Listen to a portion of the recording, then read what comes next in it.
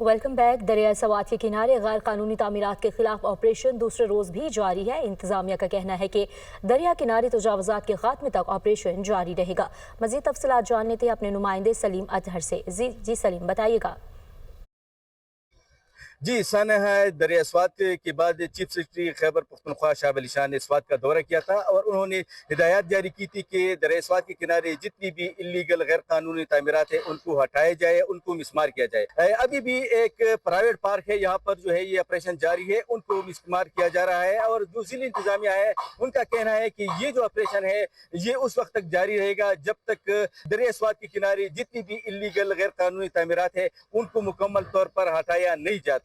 इसके अलावा उनका ये भी कहना है कि ये ऑपरेशन बिला किसी तफरीक, बिला किसी शख्स उनको प्रोटेक्शन के बगैर जो है ये जारी रहेगा और जो भी इसमें मुलव्वस पाया जाता है, जिनकी तामीरात इसकी जिद में आते हैं, उनको हटाया जाएगा। जी।